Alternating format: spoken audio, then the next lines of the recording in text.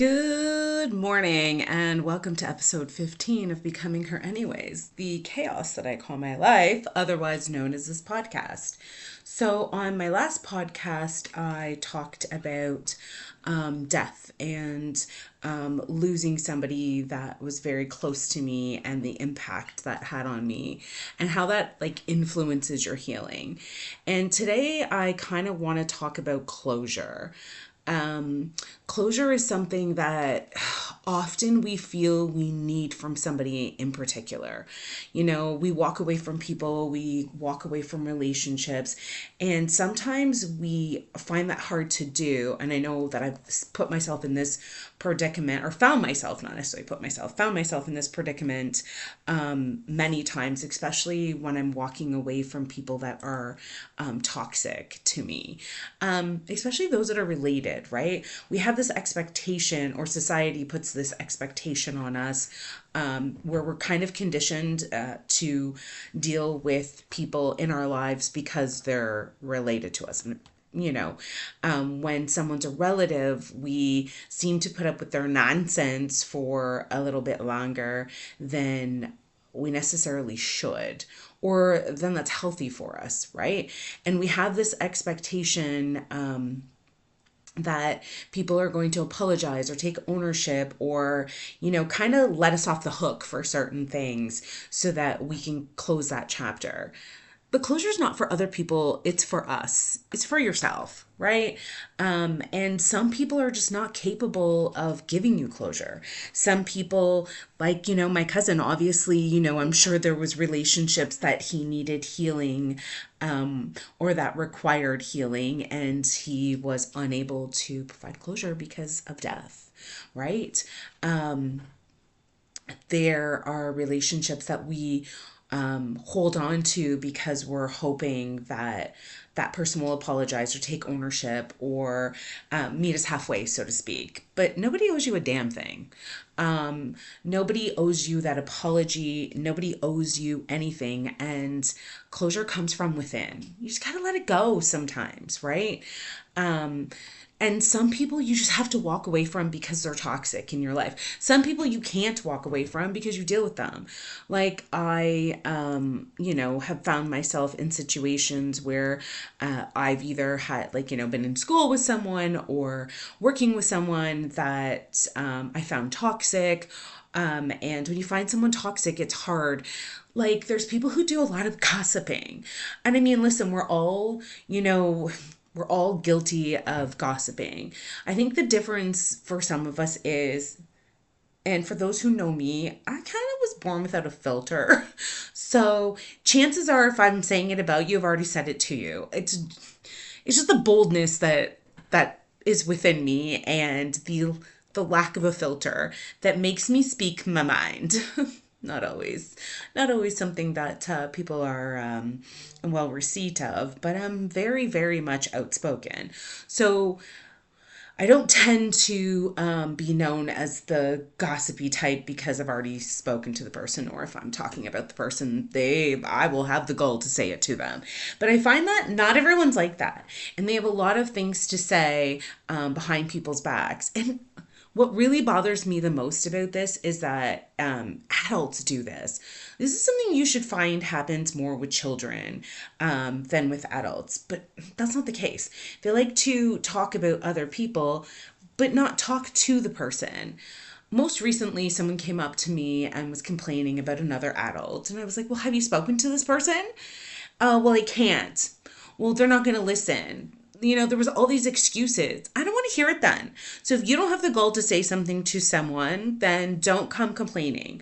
It's kind of like politics. If you're not voting, shut up. Nobody wants to hear you. So if you do not have the goal to go try to have a conversation with a person, do not come to me talking about the person. I don't want to hear it. I'm not your girl. I'm not the one. Save that drama for your mama. Take it somewhere else, because it's not welcome here. And for that, I will just close the door. No closure required. I will close the door and walk away, because that's nonsense. I am too grown for that kind of crap. But closure in a sense of, where you want the answer to something.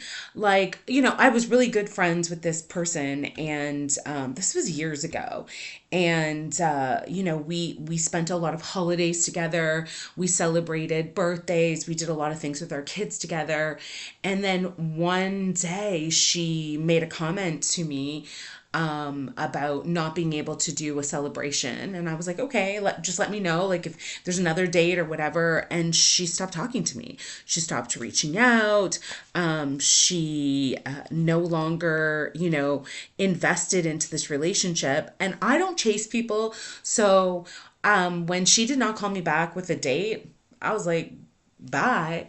But it bothered me in a sense of, where did this relationship go south? Like, where did it go wrong? So fast forward to a couple, no, not even a couple, to like 5, 6 years later, we run into each other, and she had assumed that I stopped talking to her. So just as much as I wasn't going to chase her, she wasn't going to chase me. No closure was required. We both just didn't understand the assignment, so to speak. We did not understand or really be the bigger person and take the higher road and reach out. Nonetheless, we don't talk anymore. If we run into each other, we're cordial, we're good, but it no longer requires any closure. It was just really a misunderstanding, and neither one of us continuing to reach out. That said, like I said, it did bother me for a while. Like, it didn't bother me, but it made me question it for a while. Like, where did we go wrong? Like, where did the relationship kind of fall apart? But it didn't necessarily look any different on her side of the spectrum, right? On her side of the world, on her side of things. That's the word I'm looking for. But there's relationships that we have that, go south. Like, somebody does you really, really wrong. Like, I have girlfriends that held on to their spouses, their significant others for a long time, and they were dogging them and cheating them and everything. And they did not, and some still have not let go of that relationship wholeheartedly because they feel like an explanation is owed to them, and they feel like they need to be validated in walking away from that relationship, and are still expectant of some closure that they probably are never going to get. So I would honestly and truly say that closure is not for them, it's for you. So just learn to walk away. Some people are just not worth it, and you need that peace, right? You need that peace. Just find the closure within yourself. Just find that, that peace that lets you let go. There's circumstances where we are never fully going to get closure on, and it's going to impact us for the rest of your lives. I'll give you an example. And I just think about a cousin of mine who just lost a baby as well. I lost my son. He was a stillbirth. And,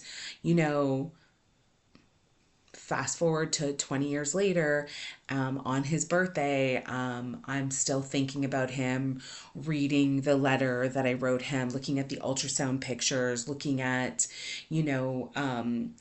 his little hospital bracelet, everything that's like collected in a box. I'm never fully going to get closure with this, though we had a little, Dave and I had a little service for him, and we had him cremated, and we somewhat got closure in a sense of, a way of saying goodbye.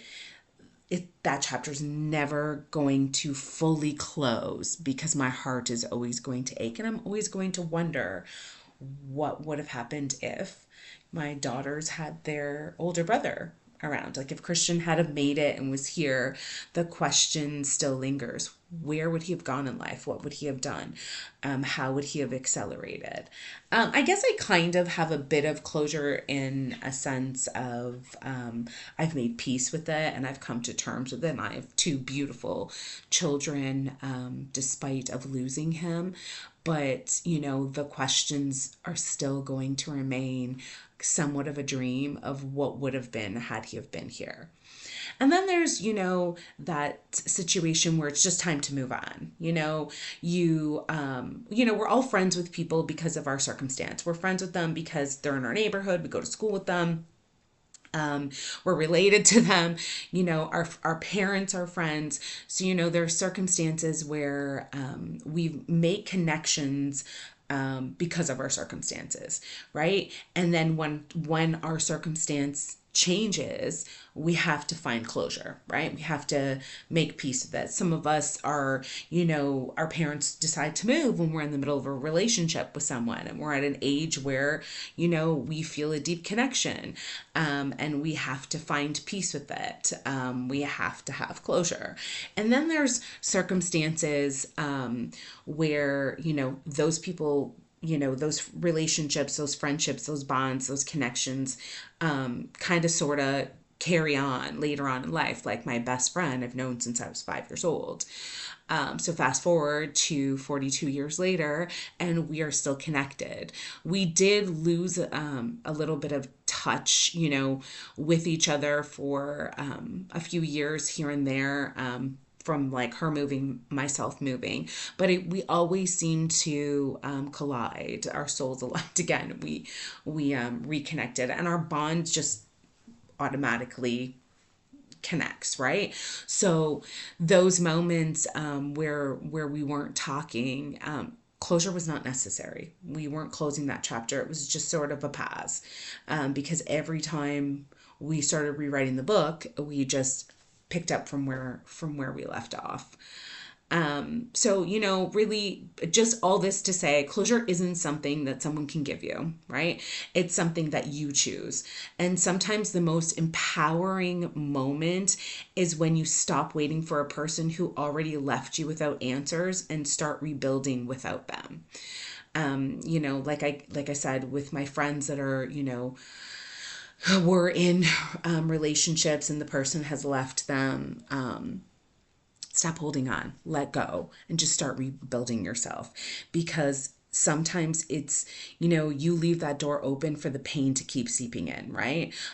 For, you know, that hope for the spark to come back. And some doors just need to be slammed shut. And it's not because, you know, of anyone else, but for yourself. So, in closing, closure is not always provided by the other person, right? It's not always something that we receive, but it's something you need to find within yourself.